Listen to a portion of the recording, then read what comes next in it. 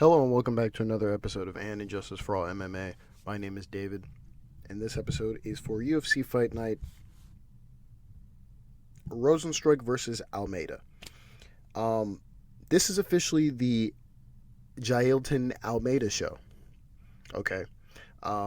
Because Jailton Almeida is the greatest fighter ever, and anyone you argue with about him apparently is too retarded and idiotic to have watched any of his past fights and understand that we're looking at a very one-dimensional fighter. Now, I'm not shitting on him as a person. I'm just talking from a fighting sense, obviously.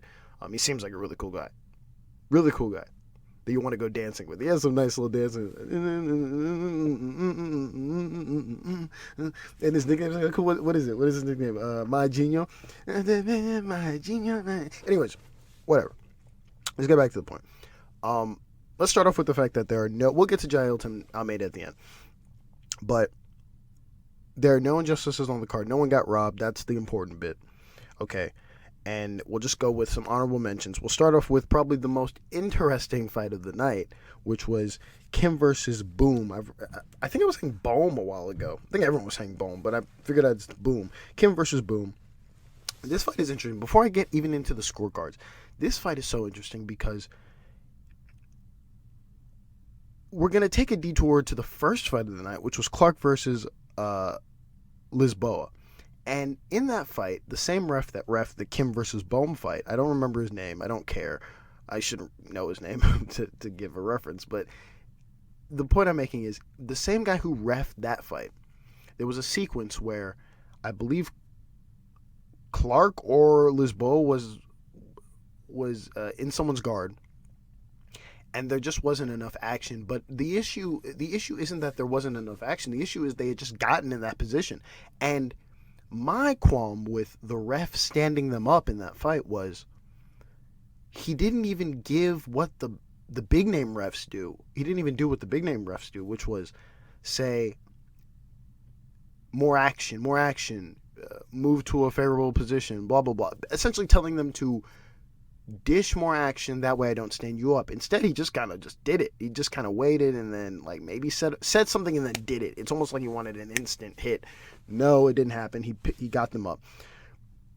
That brings me back to the Kim versus Bohm fight, where I want to say round, I think it's round, it might be round 2. It might be round 2 where this happened. Yeah, it might be round 2 where Kim had a takedown, and little to nothing is happening again. But when I say little to nothing, I mean I've seen male fights, and I don't want to make this a female-male thing, but I've seen male fights where a guy is body-bodying, heading, body-body head for 3 minutes of ground control time before he gets either resetted to the feet or they just let them go. And this guy just had a quick trigger, and that changed some dimensions of this fight a little bit. It changed the dimensions, but this ref was, I don't even know. He was just on one. We'll start off with the fact that he had a quick trigger. He just had a quick trigger. Most refs would have just said, there's a sequence where at the end of the second round, as both of the fighters are getting up, Kim kind of pushes off with her feet. It pushes off with her feet. Boom. Right? At the very least, it's a hard warning. Instead, it's a straight point. Nonsense. Absolute nonsense. Then, at the end of the third round, after the illegal knee by Kim, at the end of the third round, okay, the fight is called. Gives her another point. You know, in football and in basketball and in other sports, there's a common saying of you don't want, and even in boxing and MMA, you don't want to make the fight, the game or the fight about you. This guy interjected himself immediately into this fight by 3 accounts, not even by changing the scorecard, influencing how the fight was going to take place on the bottom for Kim. He gives the point instead of a hard warning at the end of round 2, and then trying to manangle the scorecard. He already did it. I mean, granted, we'll talk about the fight, but he influenced the scorecard on 2 occasions. One at the end of round 2, and one at the end of round 3 where they stopped the fight basically because of the illegal knee. This guy was on one and he fucked up this entire fight. Even though this fight sucked, but that's an irrelevant point. He changed how this fight was looked at, and that's disgusting. We're going to go to the fight. Okay? I had this for Boom. 29-26. I was so confused. This fight pissed me off. Watching this is so annoying because hearing the commentary, I just want to make something clear. There seems to be a mix-up in how they're looking at the scoring criteria. Okay, it's effective striking, then grappling, and then everything else. And it keeps repeating the 3 Ds, which is only in reference to a 10-8. Damage, duration, and dominance. Which is only in reference to 10-8 rounds. That is what those 3 Ds are used for. Dominic Cruz, not in this fight card, but in other fight cards, will always reference damage. Damage is entailed and wrapped in effective striking. That's what that's what the judges are referring to. Then on top of that, Daniel Cormier cannot score a round to save his life. There are many moments on this card where he's just like, yeah, I thought he won this, and I'm thinking to myself, no. He said, I believe in round 3, that Kim may have taken round 2. What is he? He's not watching the fight. This is the same nonsense that we had where everyone online was like, "Oh my God, Putilova got robbed by Edwards," and I'm thinking to myself, guys, Edwards outstruck her. I'm watching. I'm not even thinking to myself. Edwards outstruck her on the feet, gets taken down. Putilova lands I want to say literally, I swear to the Lord, may he not fucking strike me at this moment. She landed 2 strikes, missed every single bit of ground and pound, got back up on her feet, and then got outstruck by Edwards. And they were like, oh my God, she got robbed. And then the third round was close, so you could have kind of tossed it either way. It's insane. So we go to this fight where DC's just can't score anything. He can't score this round. And the commentary team, not trying to think too hard, are just like, yeah, sure, I guess so, maybe. And it just not being like, hey, we don't know. Like the instant thing is just, we don't know. Which is fine. But DC is just, he's not thinking correctly. Crazy. But that's that. We go straight to the fight where I had this 29-26 for Bohm. First 2 rounds are for Bohm. Simple. Very simple.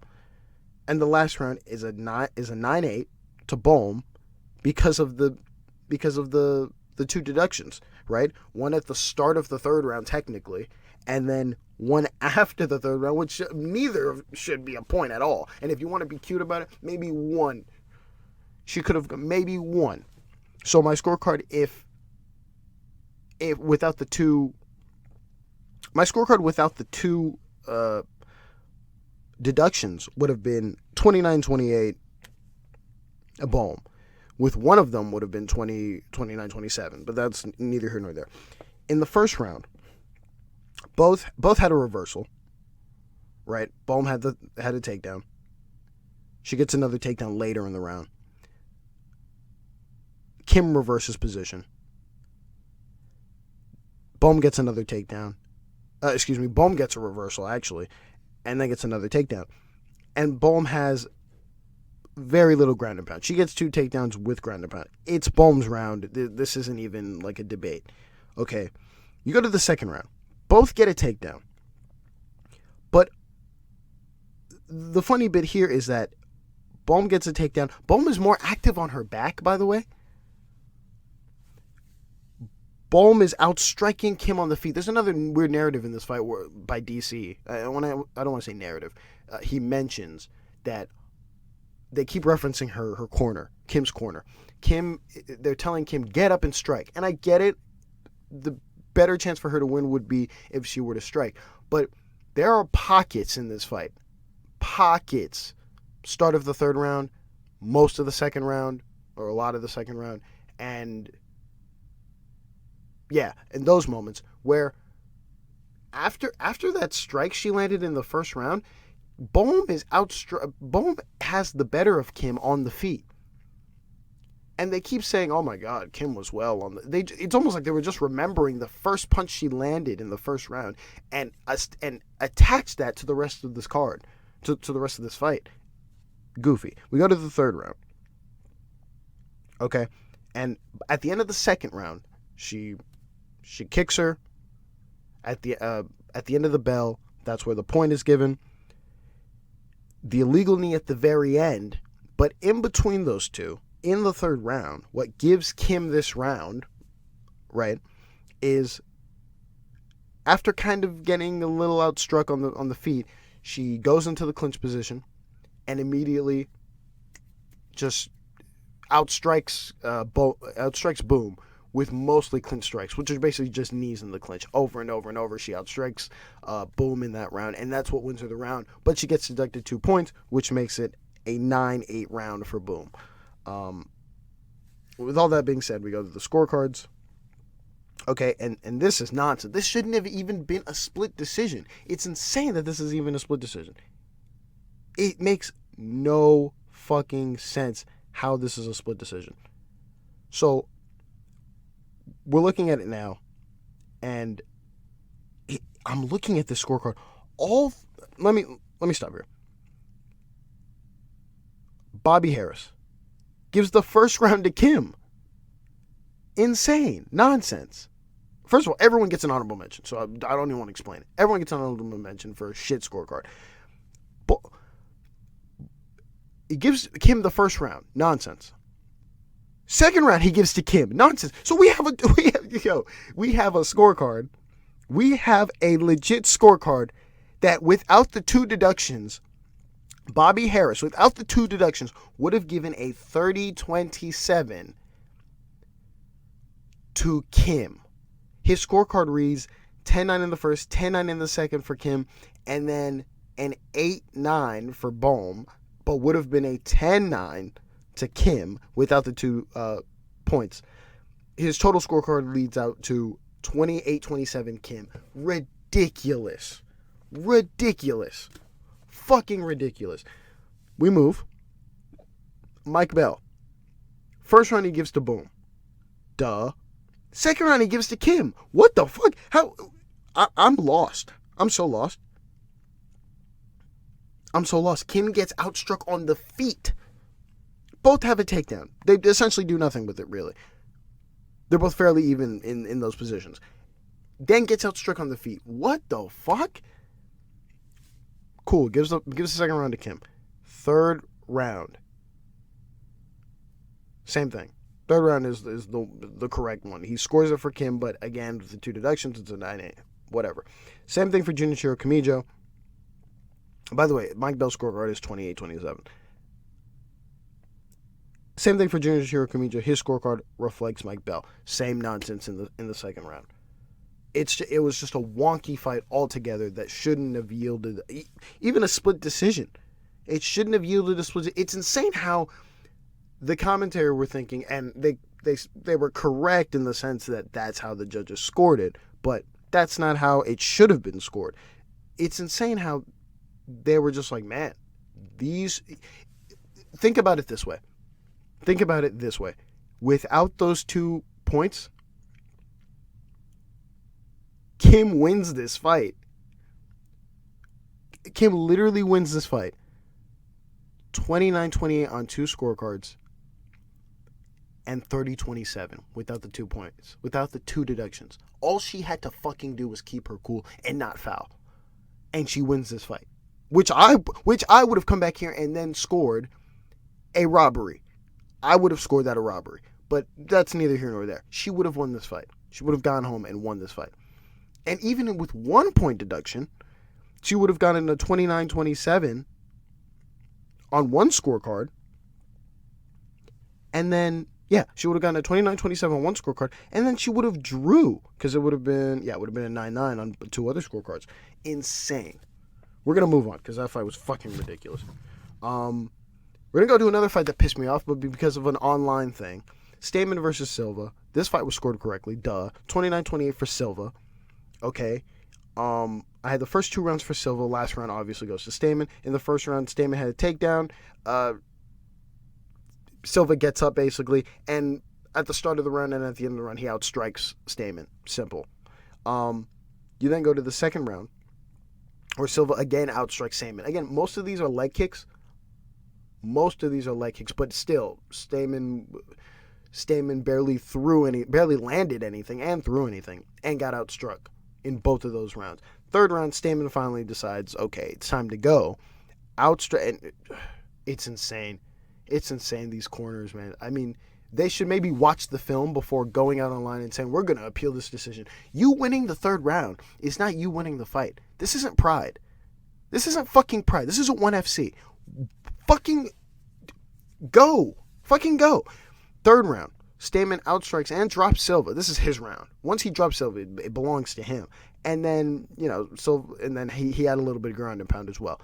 He won this round walking away. But then at the end, he looks gassed. He looks like Casey Kinney when he jumped on the octagon. And he's just like, what? Huh? How could they? Dude, it's 29-28. What other round did you think you won? Ridiculous.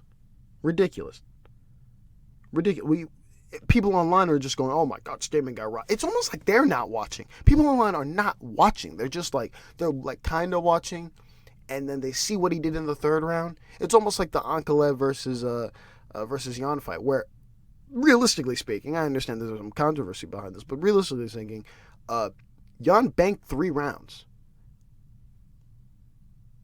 With, in my opinion, the third being kind of close. And then in the last round, it being so, it's a debate whether you want to throw in a 10-8 on that.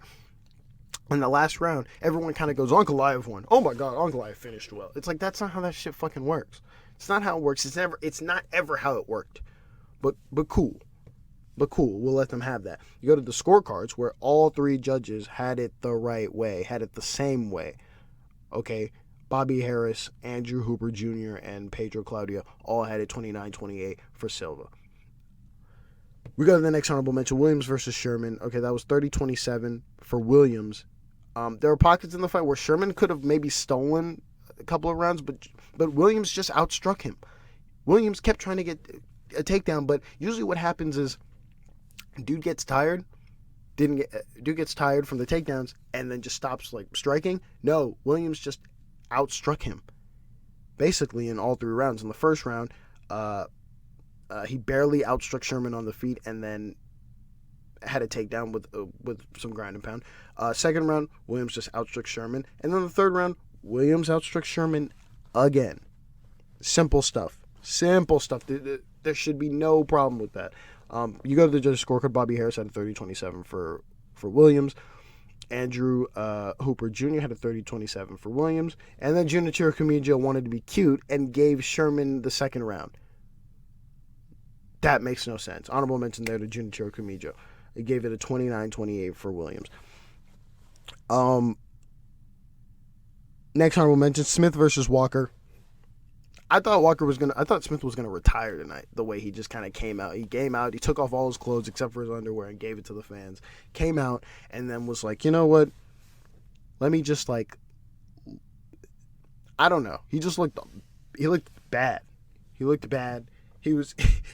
I was so confused. I didn't keep up with any fight promotion during this fight. I didn't watch the little promo they did to bleed time in front.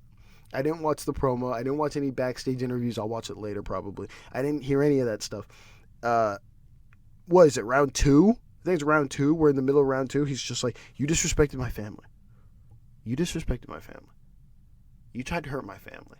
And Walker, talking in half English, I'm joking. His accent very heavy, so I can't really understand what he's saying. He's just like, what? I didn't do that. What are you talking about? What's going on? And I'm just sitting there going, what the fuck is going on?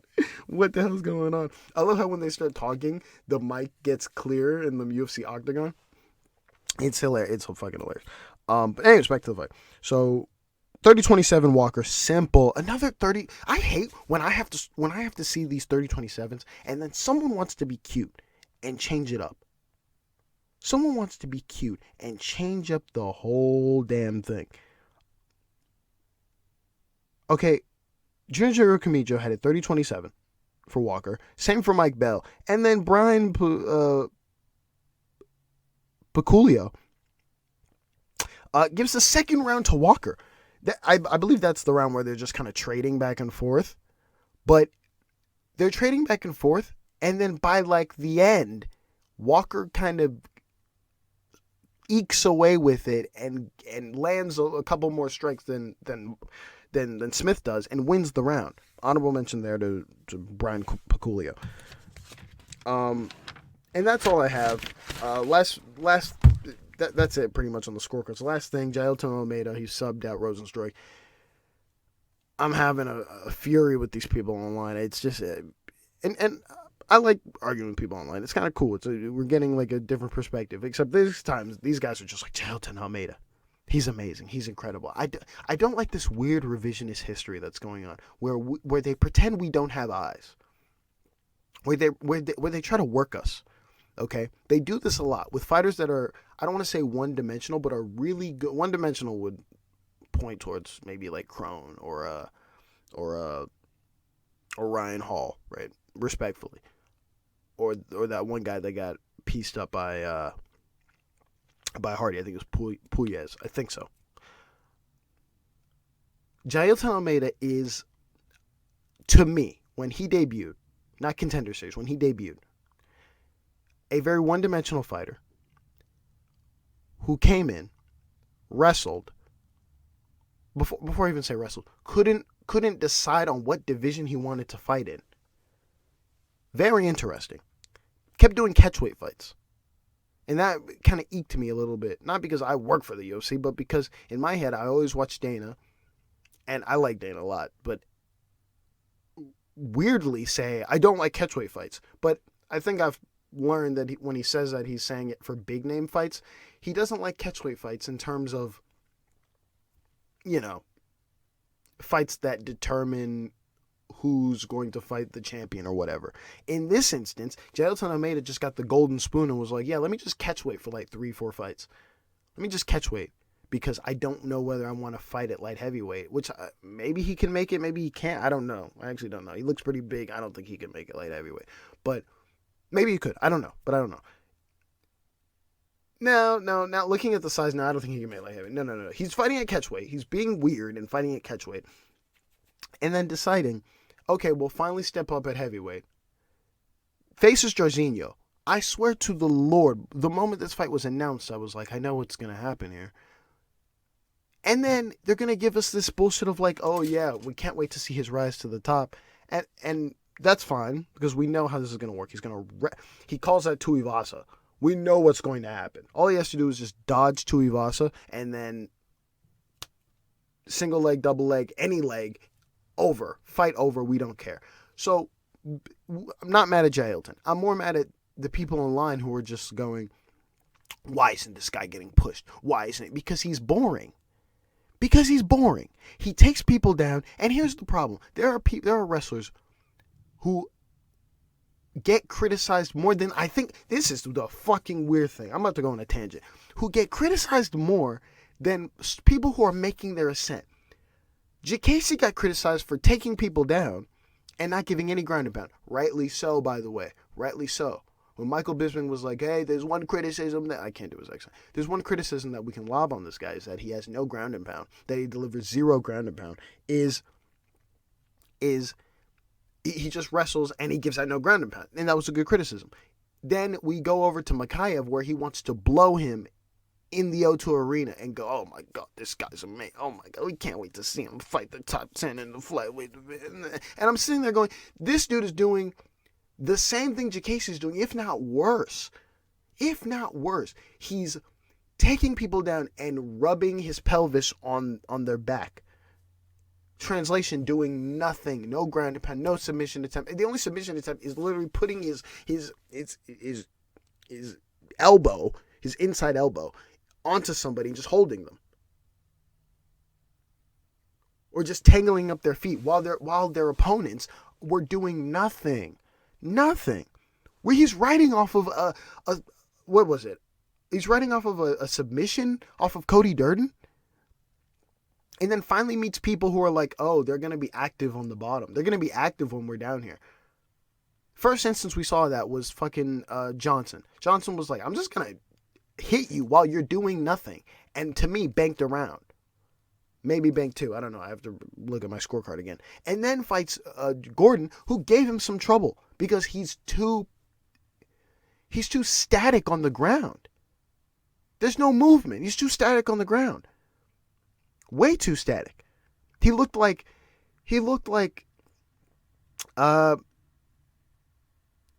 what's his name? He looked like Islam Makhachev in the Volkanovski fight. In his other fights, he's not very static on the ground. He's active from a submission sense, obviously, not from a ground and pound sense, but from a submission sense. And then